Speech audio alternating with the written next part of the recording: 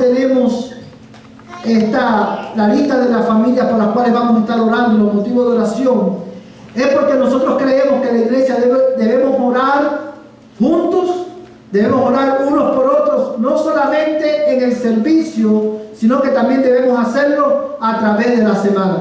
Y hoy en la mañana en la escuela dominical aprendimos acerca de la importancia de vivir como la familia de la fe que somos. Es por esto que yo quiero animarte, escúchame bien, a cada uno de ustedes quiero animarle a que en esta semana usted revise los motivos de oración, llame por teléfono a las familias que están ahí y vamos a estar también, hermanos, llamando y orando por los hermanos que hoy no están aquí en el servicio. Amén, hermanos. Esta es una manera práctica de nosotros expresar nuestro amor mutuo los unos por los otros. Amén, hermanos. Quiero animarles a que todos hagamos esto en esta semana. Y el otro anuncio que quiero resaltar es que esta noche tenemos nuestro servicio de adoración a las 6 de la tarde. Vamos a tener un tiempo de oración y vamos a tener Santa Cena. Una vez más, ya usted sabe lo que yo voy a decir ahora. Este servicio es ¿para quién? Para todo el mundo. Todos los que estamos aquí están invitados a venir al servicio, aunque solamente los miembros de la iglesia podrán participar de la mesa del Señor. Pero aún, quizás los que están aquí en esta mañana, que no son miembros de la iglesia, se preguntarán, bueno, si solamente los miembros de la iglesia pueden participar, ¿qué sentido tiene de ir? Bueno, es bueno que usted venga por dos razones. Número uno, porque en el servicio vamos a orar. Y número dos, porque la Santa Cena es un medio de gracia, aunque usted no pueda participar. Cuando usted observa la Santa Cena, usted está viendo un drama del Evangelio. Y usted es recordado visualmente de las verdades del Evangelio, que Cristo murió por tus pecados y por eso tú tienes esperanza. Amén, hermanos. Quiero animarte a que tú vengas y seas parte de ese servicio de adoración al Señor. Hermanos, quiero darle lugar a los niños para que pasen a su clase con la hermana Ariela. Todos los niños hasta 6 años van a ir con Ariela a su clase y el resto se quedan aquí con nosotros en el servicio. Hermanos, vamos a orar. Mientras los niños pasan, vamos a orar para que podamos, para pedir al Señor que Él hable nuestras vidas a través de su palabra en esta mañana. Hermanos, pídele a Dios que Él hable tu vida y que Él obre tu voluntad para que tú puedas obedecer su palabra en esta mañana. Padre, en esta mañana alabamos tu nombre y te damos gracias, Señor, porque es bueno estar en tu casa en esta mañana, en este día, para alabar tu nombre, para exaltarte y para escuchar lo que tú tienes que decirnos. Yo te doy gracias, Señor, una vez más por la vida de cada hermano que está aquí en esta mañana, porque todos los que estamos aquí, Señor, estamos hoy aquí en tu casa porque tú nos has traído. Y esa es una verdad, Señor, que nunca vamos a olvidar. Una verdad por la cual siempre vamos a estar agradecidos, porque tú, Señor, tú mueves nuestros corazones a venir con gozo a tu casa. Y por eso te damos gracias, Señor. Hoy venimos delante de ti a adorarte, porque tú eres digno de recibir nuestra adoración, Señor.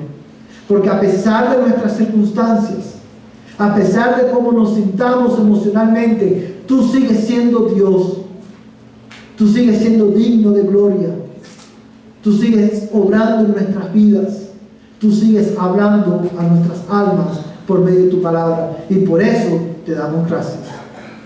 Te adoramos, Señor, porque tú eres el Dios que usas, oh Dios, aún nuestra aflicción para transformarnos a la imagen de Cristo. Y en esta mañana, Señor, yo quiero rogarte que tú continúes transformándonos por medio de tu palabra y que nos des oídos para oír tu voz y que obres en nuestros afectos para poder, Señor, poner en práctica tu palabra. Yo te lo ruego, oh Dios, en el nombre de Jesús. Señor, en esta mañana oramos, Señor, por el pastor Ariel y por Edith. Señor, oramos por ellos. Mira a Edith de una manera especial allí en el hospital, Señor. Sé con ella, oh Dios amado, Señor, trayendo sanidad a su cuerpo, Señor, y confortando su alma, Señor. Te ruego, Señor, que tú, oh Dios, sea con ella en esta temporada de su vida y que tú, oh Dios del cielo, le des sabiduría a los doctores. Señor, concédele a Eli y a Ariel, Señor, ver, Dios mío, tu mano, oh Dios, tu poder, tu gloria, obrando, Señor, en sus vidas. Fortalece al pastor Ariel, Señor, fortalécelo, Dios mío, espiritualmente. Fortalécelo físicamente, Señor. Y conforta su alma también. Señor, yo lo pongo en tus manos en esta mañana. Lo encomendamos a ti en el nombre de Jesús. Oh Señor, ayúdame en esta mañana a comunicar con claridad tu palabra. Y te pido, Señor amado, que tú me concedas, Señor, predicar hoy en el poder de tu Espíritu Santo. Padre, estas cosas te las pedimos en el nombre de Jesús. En el nombre que es sobre todo nombre. Señor, como el ciervo brama por las corrientes de las aguas, así clama por ti, oh Dios, nuestra alma en esta mañana. Nuestra alma está sedienta de ti, Señor. Satisfácenos, oh Dios, con el bien de tu palabra. Danos a beber agua viva en el nombre de Cristo. Amén y amén. Hermanos, en esta mañana nosotros hemos venido a la casa del Señor no solamente para adorarle, no solamente para exaltar su nombre, sino también para recibir el alimento espiritual que nuestras almas necesitan, y ese alimento espiritual lo recibimos por medio de la predicación de la palabra del Señor. Y ha sido mi oración, hermanos, en este fin de semana, mientras me preparaba para compartir este mensaje con ustedes. He estado orando para que, hermanos, hoy usted y yo podamos escuchar este mensaje y podamos recibirlo con la misma disposición que la iglesia de los tesalonicenses recibieron la palabra de Dios cuando fue predicada por Pablo. Pablo le dijo a ellos que él le daba gracias a Dios porque ellos recibieron la palabra no como palabra de hombre, sino como lo que verdaderamente es la palabra de Dios. Yo quiero, y es mi oración, hermano, por ti, que tú puedas recibir en esta mañana este mensaje, no como palabra de hombre, sino como lo que verdaderamente es la palabra de Dios. Amados hermanos, y es porque esta palabra, la palabra de Dios, tiene el poder para hacernos bien y para llevar a cabo su propósito en nuestras almas. Y en esta mañana vamos a continuar, hermano, considerando Daniel capítulo 7. Y vamos a estar enfocando nuestra atención específicamente en los versos 9 hasta el verso 14. Y estos versos, hermanos, los vamos a estar considerando bajo el título Esperanza en medio del caos. Esperanza en medio del caos. Y es mi propósito, hermano, exponer las verdades contenidas en estos versos para animarte, hermano, en tu caminar con Cristo. Es mi esperanza, es mi propósito, hermano, desempacar las verdades contenidas en estos versículos en esta mañana para renovar tu fe por medio de las verdades eternas de la palabra de Dios. Hermano, porque las visiones de Daniel tienen como propósito recordarnos y enseñarnos que Dios lleva a cabo su propósito redentor en la historia de la creación. Y porque el punto culminante de la historia de la humanidad es el retorno de Cristo, cada uno de nosotros en esta mañana necesitamos prestar atención, hermano, atención cuidadosa al mensaje de esta mañana, porque estas verdades que vamos a ver hoy, hermanos, tienen implicaciones para nuestra vida presente y nuestra vida futura. Ahora bien, hermanos, antes de ir al versículo 9 y profundizar en estos versos, yo quiero renovar a manera de introducción, quiero recordarles cuál es el propósito de estas visiones. ¿Cuál es el propósito de la literatura apocalíptica de la Biblia? Hermanos, y esto lo vimos la semana pasada, pero quiero dejarlo claro en la mente de ustedes. Las visiones de Daniel tienen como propósito revitalizar nuestra esperanza y nuestra confianza en el Señor en medio de nuestros sufrimientos. Yo quiero, hermano, si una verdad yo quiero que ustedes se lleven a casa en esta mañana es esto. Cuando estudiemos el capítulo 7, continuemos estudiando este capítulo y el resto del libro de Daniel, yo quiero que tú tengas esto presente en tu mente. Estas visiones tienen como propósito, hermano, el propósito no es que tratemos de sacar cuenta y que tratemos de averiguar cuándo es que Cristo viene. Porque una cosa sabemos, Cristo va a venir. Pero el propósito de estas visiones es, hermano, renovar, revitalizar tu esperanza en Cristo. Renovar tu confianza en el Señor en medio de las aflicciones presentes. Y es por eso, hermano, que tú y yo tenemos que abrir nuestros corazones a la verdad de este pasaje. Ahora bien, hermanos, teniendo esto en mente, quiero responder esta pregunta. ¿En qué sentido estas visiones o cómo las visiones de Daniel renuevan y revitalizan la esperanza de la iglesia? Bueno, el domingo pasado nosotros aprendimos, hermanos, que estas visiones revitalizan nuestra esperanza y nuestra confianza en el Señor, en el sentido que las visiones de Daniel contienen un mensaje del actuar de Dios en el reino de los hombres. Dios continúa actuando. Hermanos, y yo quiero que usted tenga esta verdad también en su mente, porque hay momentos en nuestras vidas, como a nivel individual y a nivel congregacional, que las apariencias podían decirnos, o si juzgamos por las apariencias, podemos decir, José, baja un poquito el micrófono, por favor. Si juzgamos por las apariencias, podemos decir, Dios no está haciendo nada. ¿Sabes? El reino de las tinieblas está avanzando su agenda. Dios no está haciendo nada. Pero la iglesia debe recordar que Dios siempre está actuando en la vida de la iglesia. Amén, hermano. Y en la vida de los hombres. Ahora, hoy quiero compartir dos razones más, hermano, por las cuales estas visiones renuevan nuestra fe. Amados hermanos, las visiones de Daniel renuevan y revitalizan nuestra fe, porque ellas contienen un mensaje acerca de la vindicación futura de la justicia de Dios. Las visiones de Daniel renuevan nuestra fe, porque ellos contienen un mensaje acerca de la vindicación futura de la justicia de Dios. Mira conmigo el verso 9. Seguí mirando hasta que se establecieron tronos, y el anciano de día se sentó. Su vestidura era blanca como la nieve, y el cabello de su cabeza como lana pura.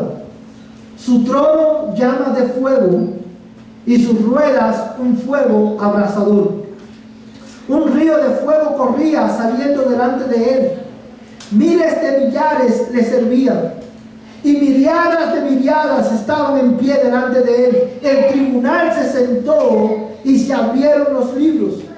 Entonces yo seguí mirando a causa del ruido de las palabras arrogantes que el pueblo decía. Seguí mirando hasta que mataron a la bestia, destrozaron su cuerpo y lo echaron a las llamas del fuego. Dice, y el verso 12 dice, a las demás bestias se les quitó el dominio, pero le fue concedida una prolongación de la vida por un tiempo determinado. Amados hermanos, es importante que nosotros abramos nuestros corazones a la verdad que están implícitas en estos versos. Hermanos, simplemente el versículo 9, el versículo 12, estos versículos están preñados de verdades eternas. Verdades, hermanos, que constituyen el fundamento de nuestra esperanza en Cristo. Hermanos, si yo quiero que tú al leer estos versículos y al interpretarlo, lo interpretemos teniendo en cuenta la audiencia original a la que le fue escrito este mensaje. Recordemos que ellos estaban ¿a dónde, hermano? En el exilio. Había pasado ya el gobierno de Nabucodonosor, había pasado el gobierno de Belsasar, hermanos, había pasado el gobierno de Darío, y la esperanza de esta iglesia, del pueblo de Dios, era la esperanza de que se hiciera ¿qué cosa? Justicia.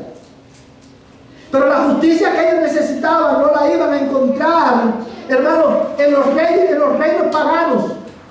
Porque estos reyes y estos imperios que se iban a levantar, lejos de traer justicia a la tierra, lo que iban a traer era caos y un ambiente de rebelión en contra de Dios. En medio de la aflicción de ellos, en medio del sufrimiento, hermano, en el exilio en el que ellos se encontraban, ellos podían preguntarse: ¿dónde, cuándo Dios nos hará justicia? ¿Cuándo Dios obrará a favor nuestro? Amados hermanos, cuando Dios le dio a Daniel esta visión y Daniel la comunicó, Dios estaba consolando a su pueblo oprimido con el anuncio de la vindicación futura de la justicia de Dios. Dios estaba consolando a su pueblo, hermano, con el anuncio de que la justicia de Dios sería, hermano, por decirlo de una manera, justificada. Sería puesta en evidencia. La justicia de Dios, hermano, se vería clara. El tiempo llegaría en que la justicia de Dios sí iba a ser evidente, iba a ser vindicada en el pueblo de Dios. Amados hermanos, ¿en qué sentido? Quiero que notes, hermanos, las expresiones que aparecen en estos versos. Dice, hermano, mira el verso 9.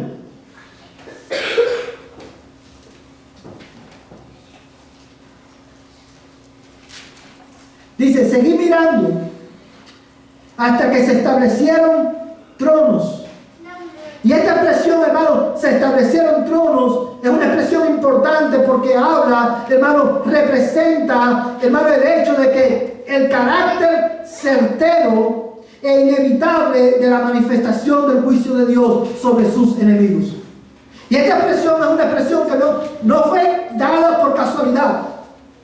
Dice Daniel, yo quiero que tú mires y que tú interpretes, hermano, y consideres lo que Daniel está diciendo. Él dice: yo seguí mirando. Hasta este momento, las visiones que él estaba viendo, lo único que Daniel estaba mirando, ¿qué es lo que era? Caos. Era desesperanza. Hasta este momento, todo lo que Daniel había visto eran malas noticias para el pueblo de Dios. Sin embargo, dice Daniel, yo seguí mirando hasta que se establecieron tronos. Y Dios, hermano, esta expresión representa el hecho de que ilustra el carácter certero del juicio de Dios sobre sus enemigos. Su trono se ha establecido para juicio. Y este juicio es inevitable. Este juicio no podemos, hermanos, evadirlo. Y Dios estaba consolándonos, hermanos, consolando a su pueblo, recordándole que un día Él iba a tomar venganza de sus enemigos. Dice, amados hermanos, quiero que noten la próxima expresión. Dice: hasta que se establecieron tronos y el anciano de días se sentó. El anciano de días, hermanos, este es un título que habla, amados hermanos, es un título que se le aplica solamente a Dios y describe la eternidad de Dios. Dice también el texto, hermano, que hablando del anciano de día, dice: y su vestidura era blanca como la nieve. Esto representa, hermano, la santidad y la pureza de Dios, la cual era la garantía de un juicio verdaderamente justo. Dice el texto, hermano, también que su pelo, su cabello de su cabeza era como lana pura. Y esta expresión, su cabello como lana pura, hace referencia, hermano, a la sabiduría inagotable de Dios, lo cual garantiza, hermano, que era garantía de que su juicio no solamente va a ser justo, sino que Él con sabiduría va a distinguir entre lo bueno y lo malo. Dice también, hermano, el verso 10 dice: un río de fuego corría saliendo delante de él. Miles de millares le servían y miriadas de miriadas estaban de pie delante de él. El tribunal se sentó y se abrieron los libros. Hermano, la expresión el río de fuego, un río de fuego sale del trono de Dios, es una imagen visual que ilustra el carácter impetuoso de la retribución divina sobre los enemigos de Dios. Cuando unimos cada una de estas expresiones, hermano, cada una de estas descripciones, se establecieron tronos, se sentó el anciano de día, cuya vestidura era blanca, su cabello era blanco como lana pura. Cuando unimos todas estas descripciones, hermanos, y junto con el verso 10, que habla de un río de fuego que salía de delante de él, amados hermanos, podemos llegar a la conclusión que la manera en la que Dios va a vindicar su justicia es, hermano, precisamente, en primer lugar, tomando venganza de sus enemigos. Esa es la manera en la que Dios va a vindicar su justicia en el día del juicio. Él se vengará, tomará venganza de sus enemigos. Y esta es una verdad, hermano, que la vemos en el libro de Daniel, no solamente en este capítulo. Lo vimos también ya en la primera parte del libro de Daniel. Hermanos, esta verdad de que Dios tomará venganza, vindicará su justicia vengándose de sus enemigos, la vimos ya en el capítulo 5, cuando Dios trajo juicio sobre ¿quién? Sobre Belsasar. La vimos en el capítulo 6. Hermanos, ustedes recuerdan el capítulo 6, cuando Daniel, cuando estos hombres, los gobernadores y los sátrapas conspiraron contra Daniel, y Daniel fue llevado al horno de fuego, al foso de los leones. Dice la Biblia, hermano, que cuando Darío saca a Daniel del foso de los leones, recuerda que fue lo que Darío hizo después, hermano. Dice que mandó a tomar a todos estos gobernadores y a ellos y a sus familias fueron echados en el foso de los leones. Dice el texto que no habían llegado al fondo y ya los leones se habían apoderado de ellos. ¿Cómo el pueblo de Dios que estaba en el destierro podía tener seguridad de que Dios iba a vindicar su justicia en el día del fin? Porque ellos lo vieron ya en la vida de Daniel. De la misma manera que Dios dio justa retribución a los enemigos del pueblo de Dios, de esa misma manera en el día final Dios vengará a su pueblo de sus enemigos. Él tomará venganza de aquellos que persiguieron a la iglesia. Amados hermanos, y el propósito de esta misión, recuerden, era renovar la esperanza del pueblo de Dios en cautiverio y renovar nuestra esperanza también. Recordándonos que en el cumplimiento del tiempo Dios traerá justa retribución a aquellos que por causa de Cristo, hermano, Dios vengará,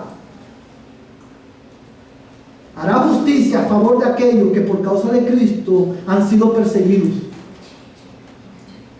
Él hará justicia a todos aquellos que han dicho toda clase de mal contra el pueblo de Dios mintiendo.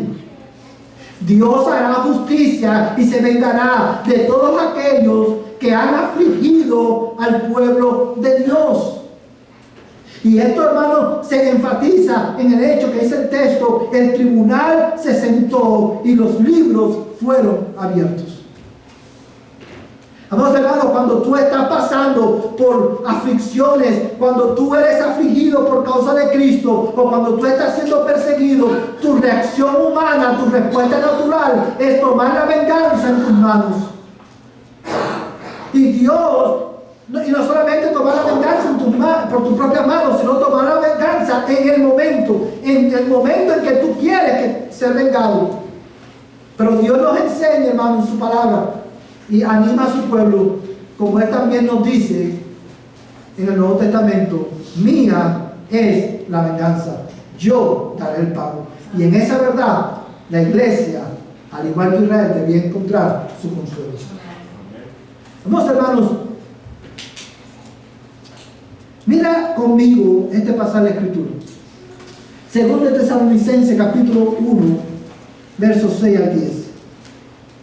Segunda de Tesalonicenses, capítulo 1, versos 6 al 10. Segunda de Tesalonicenses 1.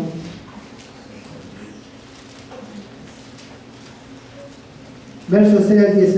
¿Lo tienen todo, hermano?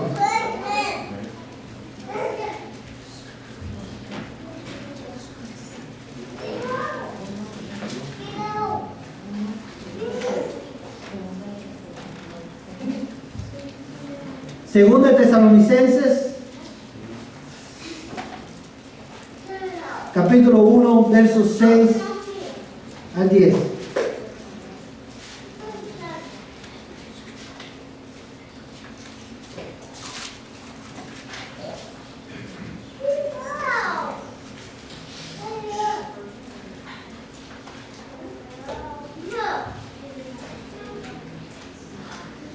¿Todos lo tienen, hermanos? Dice la palabra de Dios de esta manera. Fíjate cómo Dios, hermano, anima a su pueblo, a la iglesia de los tesalonicenses, como esta verdad dice, porque después de todo es justo delante de Dios retribuir con aflicción a los que os afligen. Hermano, vamos a hacer una pausa aquí. Esta es la verdad que que Dios le está revelando a Daniel. Cuando él le dice, se levantaron 4 reinos y que del caos, del mar. Y le está diciendo, como le va a decir más adelante en el mismo capítulo 7, ustedes van a sufrir y la bestia va a prevalecer contra ustedes. Pero, amados hermanos, Dios le está recordando, Dios está animándolo, consolando al pueblo, recordándole que en el cumplimiento del tiempo, Dios es justo delante de Dios, retribuir con aflicción a aquellos que nos afligen por causa de Cristo. Y este es el detalle, la aflicción de los que te afligen por causa de Cristo, la aflicción que causan aquellos que son enemigos de Cristo, hermano, es una aflicción temporal. Pero la aflicción con la cual Dios va a dar retribución a estos enemigos del pueblo de Dios es una aflicción eterna. Es una aflicción justa. Es una aflicción causada con sabiduría. Dice, después de todo es justo delante de Dios retribuir con aflicción a los que os afligen. Y mira el verso 7. Y daros alivio a vosotros que sois afligidos. Y también a nosotros cuando el Señor Jesús sea revelado desde el cielo con sus poderosos ángeles en llamas de fuego, dando retribución a los que no conocen a Dios y a los que no obedecen al Evangelio de nuestro Señor Jesús. Ellos sufrirán el castigo de eterna destrucción, excluidos de la presencia del Señor y de la gloria de su poder, cuando Él venga para ser glorificado en sus santos en aquel día y para ser admirado entre todos los que han creído, porque nuestro testimonio ha sido creído por nosotros. Y yo quiero que tú notes, cómo 1 Tesalonicenses, 2 Tesalonicenses capítulo 1, versos 9 al 16, 9 al 10, complementa los versículos que nosotros acabamos de leer de Daniel. Amados hermanos, una de las razones por las cuales nosotros nos desanimamos en nuestro caminar con Cristo cuando los días de aflicción llegan, es porque nosotros, en nuestra naturaleza, nosotros queremos recibir alivio de nuestro dolor, alivio de nuestra aflicción en el momento. ¿Sí o no, hermano? Y es por eso que nosotros nos desalentamos. Porque nosotros queremos que Dios obre aquí y ahora mismo, porque yo creo en Dios, porque yo soy su hijo, porque yo estoy sirviéndole. Yo quiero que Dios me libre ahora. Pero Dios le estaba recordando el pueblo en el exilio y a la iglesia de los tesalonicenses que hay tronos, el trono de Dios está establecido, el juicio, el día del juicio, el día de la vindicación de la justicia de Dios está establecido. Ese día va a llegar. ¿Y cuándo es ese día? El día en que Cristo venga por la iglesia. Tú ves cómo la Biblia lleva la atención de la iglesia al cumplimiento futuro de las promesas de Dios. No es aquí. Dios ha prometido estar contigo en medio de la aflicción, pero Dios ha prometido hacer justicia, vindicar su justicia en el día en que Él regrese por su iglesia. Pero ese día, hermano, Dios vindicará su justicia no solamente haciendo justicia haciendo justicia a su pueblo, vengándose de sus enemigos. Ese día Dios vindicará su justicia consolando a los que han sufrido por causa de Cristo. Y esto lo vemos, hermano, en el verso 7. Mira cómo dice el verso 7. Y daros, ¿qué cosa? Alivio a vosotros que sois afligidos, y también a nosotros, cuando el Señor Jesús sea revelado desde el cielo con sus poderosos ángeles en llama de fuego. O sea, en aquel día, ese día que ya está establecido, Cristo regresará con sus poderosos ángeles y en llama de fuego. ¿Te recuerdas la visión de Daniel? Dice, y de delante de él corría un río de fuego. Porque ese día Dios tomará venganza de sus enemigos, pero también consolará eternamente a su pueblo.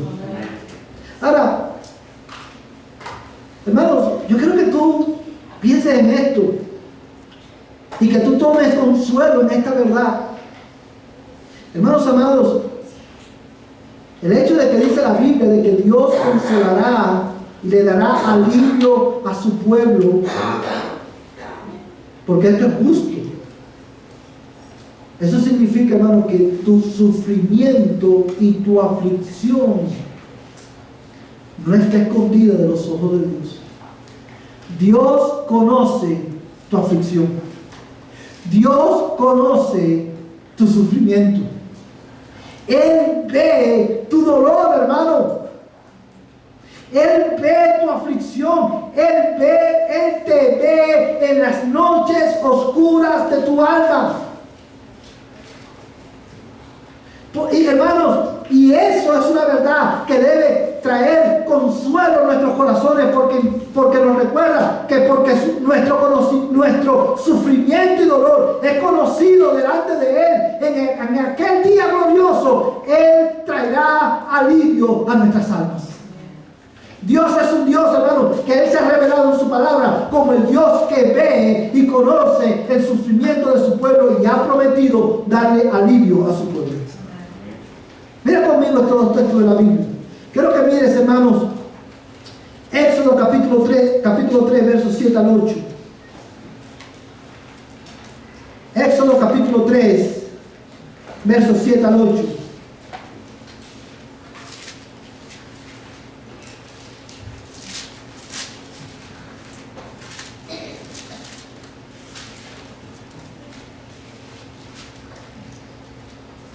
Amén. Éxodo capítulo 3, versos del 7 al 8. Mira lo que dice la palabra de Dios, hermano, en estos versículos. Dice, y el Señor dijo, ciertamente, ¿cómo dice? Ciertamente he visto la aflicción de mi pueblo que está en Egipto, y he escuchado su clamor a causa de sus capataces, pues estoy consciente de sus sufrimientos. Vamos a hacer una pausa aquí, hermano. Mira este texto. Dice, yo quiero que tú prestes atención a los verbos que aparecen en ese versículo. ¿Cuáles son esos verbos? Dice, he visto. Hermanos, en tu dolor, en tu noche oscura, Dios te ve. Dios ve tu dolor, Dios ve tu aflicción, Dios ve el llanto de tu alma. Dios te ve, Dios conoce cuando tus fuerzas se debilitan, cuando la carga se hace insostenible. Dios te ve. Dice, hermano, el texto, Dios te ve. Dice, he visto la aflicción de mi pueblo. Dice, he escuchado su clamor a causa de sus capataces. Hermanos, no hay días en tu caminar con Cristo que tú sientes que Dios no te escucha. Dice la Biblia, yo he escuchado a mi pueblo en su aflicción. Y me encanta cómo termina el verso. Dice, yo estoy consciente de sus sufrimientos. Y usted se pregunta, si Dios está consciente de mis sufrimientos, si Él ve mi clamor, ¿por qué todavía estoy aquí?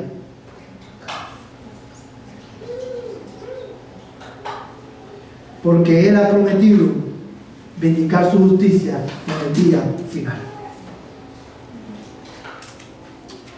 Y hasta que ese día llegue, tú y yo necesitamos poner nuestra esperanza, en nuestra mirada, nuestro enfoque, no en la aflicción presente, sino en ese día glorioso, en que Dios se vengue de nuestros enemigos y consuele y traiga alivio a nuestras almas. Y mira el verso 8, y he descendido para librarlos de mano de los egipcios y para sacarlos de aquella tierra a una tierra buena y espaciosa, a una tierra que emana leche y miel, al lugar de los cananeos, de los hititas, de los amorreos, de los fereceos, de los heveos, de los jebuseos. Hermano, fíjate lo que dice el texto.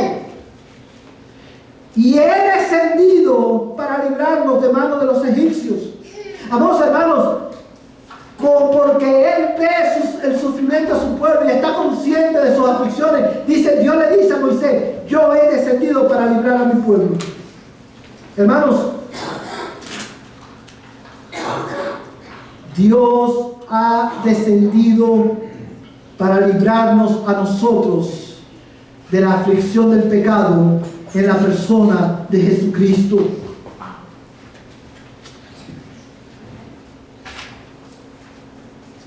Quiero que leas conmigo el Salmo capítulo 56, verso 8.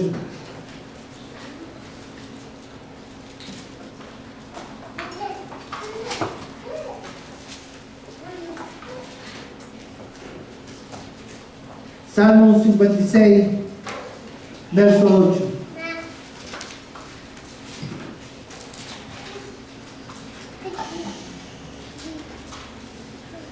Amén. Mira la oración de David. Salmo 56, verso 8.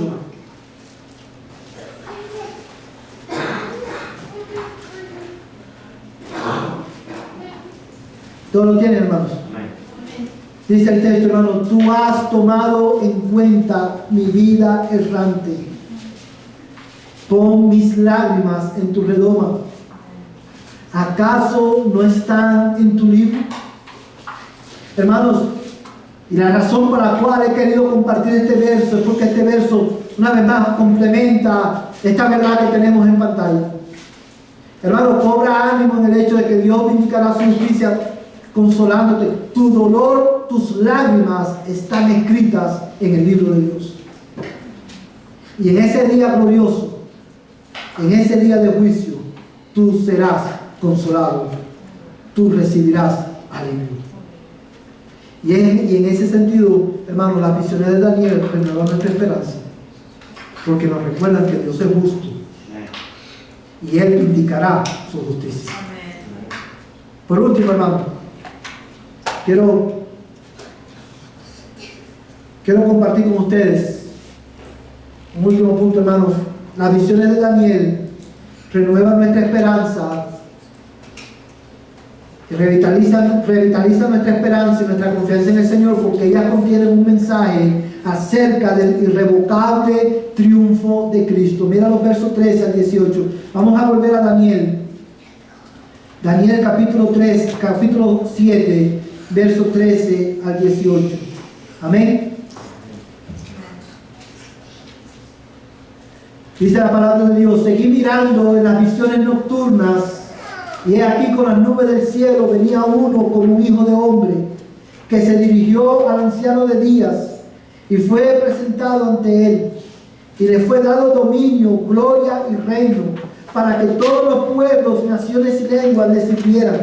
Su dominio es un dominio eterno, que nunca pasará, y su reino uno que no será destruido.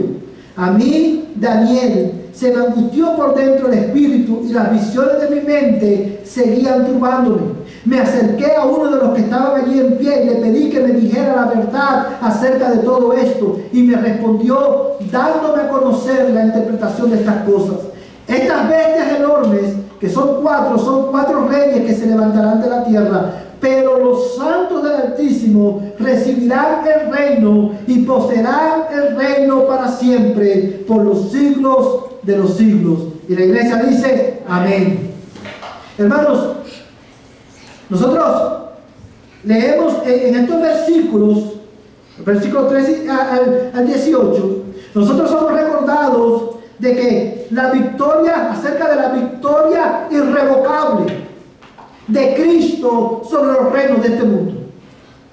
Recuerda, hermano, que en la visión de Daniel capítulo 2, cuando él le da la visión, Dios le da la visión a Nabucodonosor, él ve la estatua, así recuerda la estatua, que representa también los mismos 4 reinos, recuerda, son estas dos visiones, Daniel 2 y Daniel 7, es la misma visión desde perspectivas diferentes, porque va dirigida a audiencias diferentes. En Daniel capítulo 2 dice la Biblia que esta estatua es, ¿sabe? Al final, una piedra que es cortada desde el cielo, destruye completamente lo que queda de la estatua. Y dice que de esta piedra se hizo un monte que llenó la tierra. Y que el dominio, su dominio, en Daniel capítulo 2 dice que nunca sería quitado. Sobre Daniel capítulo 2, Dios está recordando a su pueblo que pongan su esperanza en el hecho de que hay una victoria, la victoria irrevocable de Cristo, no es la victoria irrevocable del Rey de la Iglesia. Sí, vamos a sufrir. Sí, la bestia va a prevalecer temporalmente sobre los santos, pero la victoria de Cristo es irrevocable, incontundente. Ahora, ¿en qué sentido la victoria de Cristo es irrevocable? ¿En qué sentido su victoria es contundente?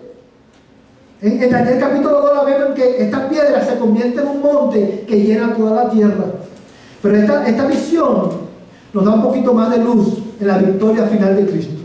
Y dice, hermano, quiero que notes que la victoria de Cristo es irrevocable y se pone de manifiesto en la derrota de Satanás y la destrucción permanente de su reino. En la derrota de Satanás y la destrucción permanente de su reino. Mira el verso 11 y 12. Entonces yo seguí mirando a causa del ruido de las palabras arrogantes que el pueblo decía. Seguí mirando hasta que mataron a la bestia, destrozaron su cuerpo y lo echaron a las llamas de fuego. A las demás bestias se le quitó el dominio. Aleluya. Pero le fue concedida una prolongación de la vida por un tiempo determinado. Amados hermanos, la bestia final que será destruida es Satanás.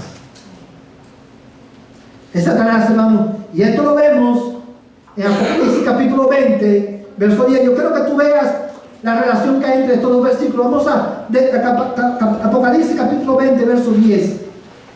Vamos al último libro de la Biblia. Apocalipsis capítulo 20, verso 10. Amén.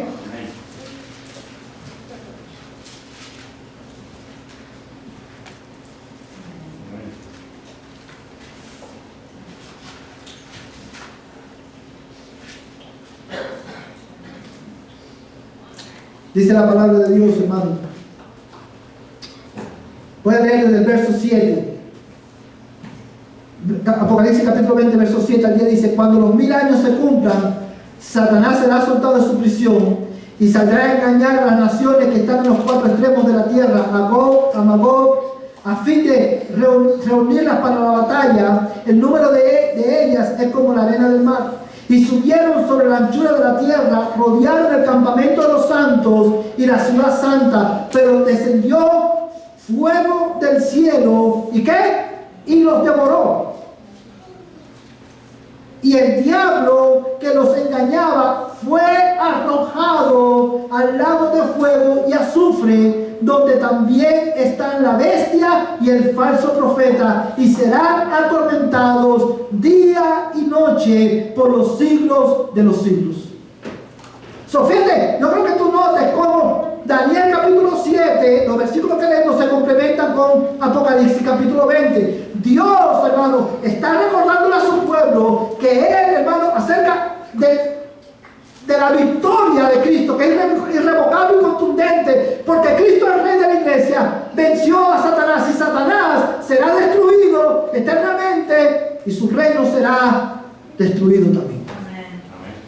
El dominio del reino del dominio de Satanás será puesto, será terminado para siempre, hermanos.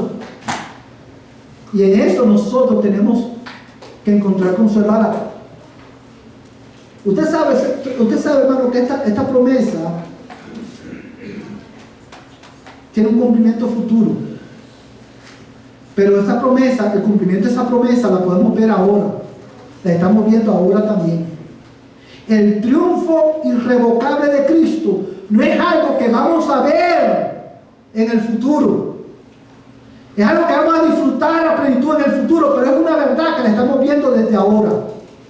Y dice, y eso, hermano, la bestia, dice la Biblia, que se le fue quitado, ¿qué cosa? El dominio. Vamos, hermanos, a Satanás se le quitó el dominio.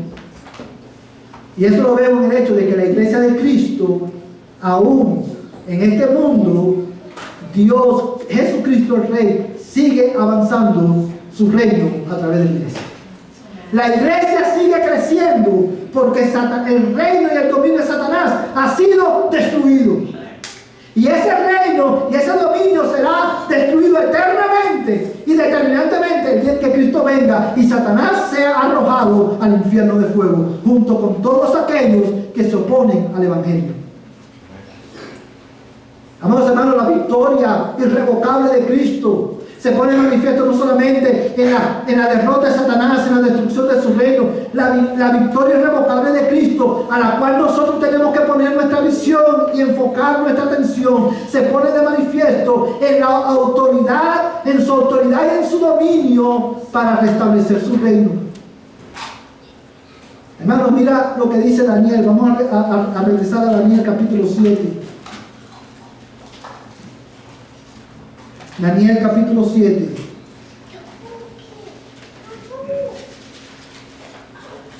Todos lo tienen, hermanos. Mira lo que dice, hermano, el verso 13. Seguí mirando las visiones nocturnas, y he aquí con las nubes del cielo venía uno como un hijo de hombre, que se dirigió al anciano de días y fue presentado ante él. Y le fue dado dominio, gloria y reino, para que todos los pueblos, naciones y lenguas le sirvieran.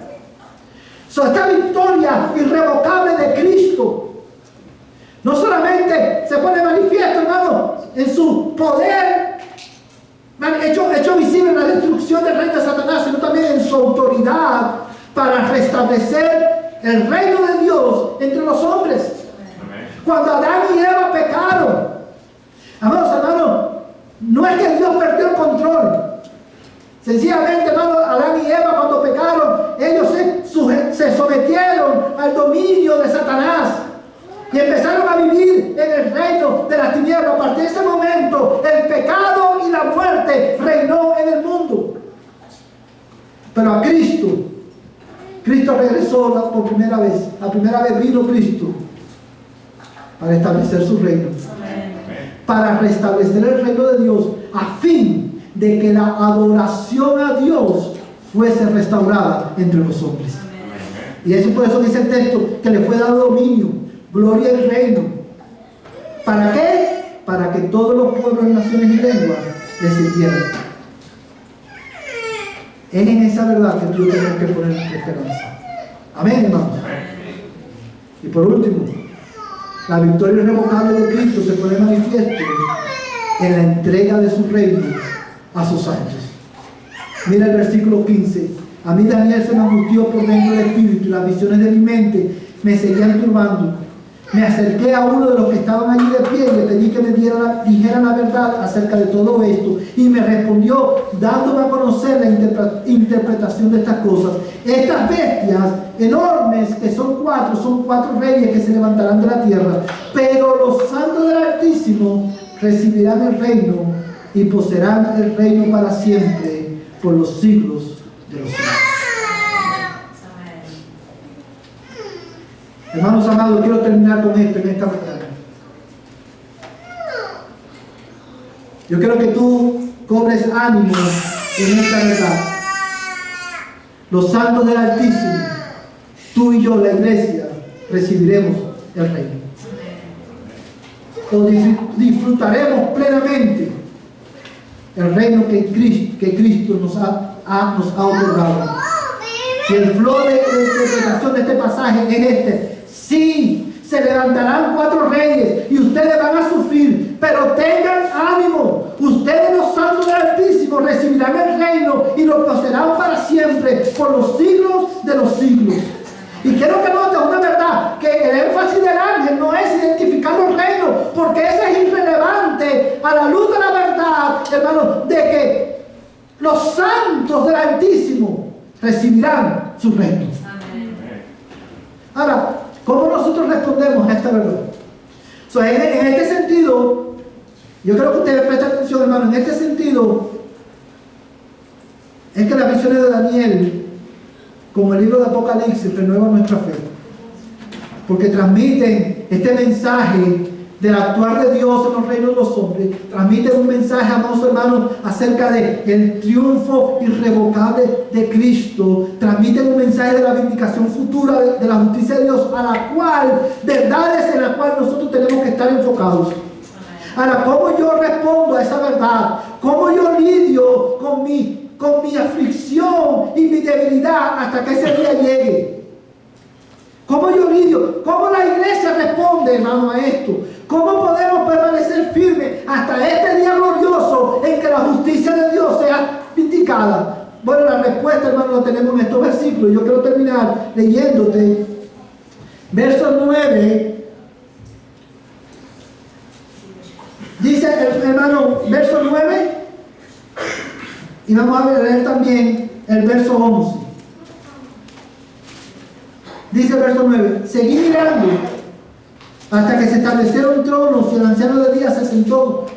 Sus vestiduras eran blancas como la nieve y el cabello de su cabeza como lana pura. Su trono llama de fuego y sus ruedas fuego abrasador. Verso 11: entonces yo seguí mirando.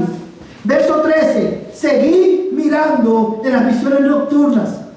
Amados hermanos, mientras ese día llega, sigue mirando. Pon tus ojos en Cristo. Sigue mirando al Cristo victorioso que un día regresará, hermano, y establecerá un reino justo, dará justa retribución a sus enemigos y consolará eternamente a su pueblo. Hasta que ese día llegue, sigue mirando al día glorioso en que el reino de tu Padre se te sea otorgado. Sigue mirando. No pongas tu atención en tu aflicción presente. Dios conoce tu aflicción, hermano. Dios conoce tu dolor. Dios conoce tu debilidad. Sigue mirando la gloria de Cristo eterno. Sigue mirándolo en su palabra. Lee su palabra, medita en su palabra, practica su palabra hasta que ese día glorioso llegue. Hay un trono más allá. Y un día Cristo regresará. Sigue mirando. Y a ti que no conoces a Cristo, tu única esperanza es mirar a Cristo en esta mañana. Mira a Cristo, el Hijo del Hombre, quien siendo Dios descendió del cielo, murió en una cruz por tus pecados, para que tu pecado fuese perdonado y tú puedas tener vida eterna. Pecador, arrepiéntete de tu pecado. No seas insolente, no seas rebelde, porque los rebeldes recibirán justa retribución. Hoy Cristo, el Rey victorioso, te ofrece condiciones de paz. Ven a Cristo, pecador. Cree en Él y arrepiéntete de tus pecados. Vamos a ponernos en pie y vamos a terminar en oración en esta mañana. Padre, qué bueno es poder ser recordados de estas verdades. Yo quiero rogarte ahora en el nombre de Jesús que tú la aplicas a nuestras almas y que tu palabra dé el fruto en nosotros para la cual tú la has enviado. Señor amado, yo te ruego en el nombre de Jesús que tú nos ayudes para que nosotros podamos seguir mirando y poner nuestros ojos en el cumplimiento futuro de las promesas que tú nos has dado. En el nombre de Jesús te lo ruego, Señor. Padre, que estas verdades yo te ruego, tu Espíritu Santo las use para consolar nuestros corazones, para renovar y revitalizar nuestra fe, Señor, hasta el día glorioso que tú vengas por nosotros. Y ahora, oh Dios, que el amor de Dios, el Padre Celestial, la gracia de Jesucristo, el Señor de nuestras vidas, y la comunión del Espíritu Santo, el Espíritu de verdad, sea con tu pueblo, desde ahora y hasta que Cristo venga por nosotros. Amén y amén.